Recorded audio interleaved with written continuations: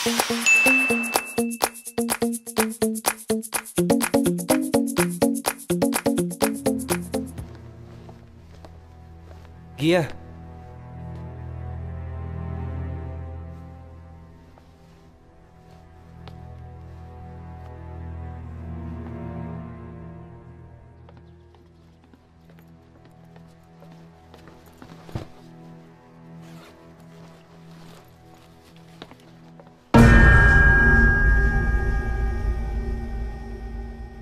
Nag-i-empake ka ng mga gamit ni Gia. Aalis kayo?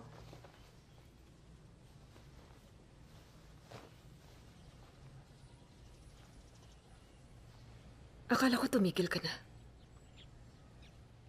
Nakapag nakaganti ka na sa lalaking nanloko sa'yo. Nangako ka, bibitiwan mo na ang pambabarang. Oo, ate. Alam ko na. Natatandaan ko na lahat. Paano mo bibitawan ng isang bagay na minana natin sa ating pang mga ninuno? At huwag kang umarte na parang wala kang alam.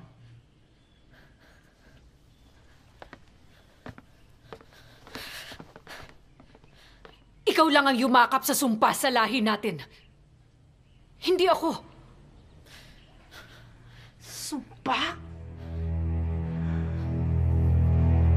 Sumpa ba ang tawag mo doon? Kapangyarihan ang tawag doon. Kapangyarihan na magagamit mo para sa mga taong umapi at mang-aapi. Kapangyarihan?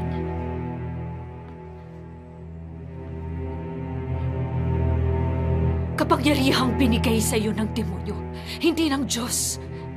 Kaya itigil mo na yan. Ate Luna, huwag mo kaming idamay ng anak ko.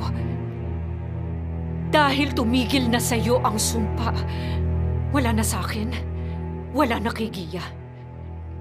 Hindi kami mambabarang na gaya mo. Paano kung sabihin ko sa iyo na si Gia ang magsasalo ng lahat ng mga bagay na ayaw mo? Hindi.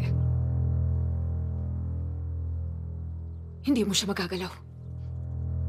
Hindi yan kailangan ng anak ko. Huli ka na.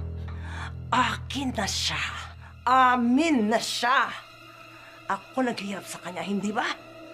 Kaya ngayon, ako na ang nanay niya. Ako, tandaan mo yon. Kaya aalis ka. Hindi mo kasama si Gia. Hindi ako aalis dito nang hindi ko kasama ang anak ko. Ate Luna!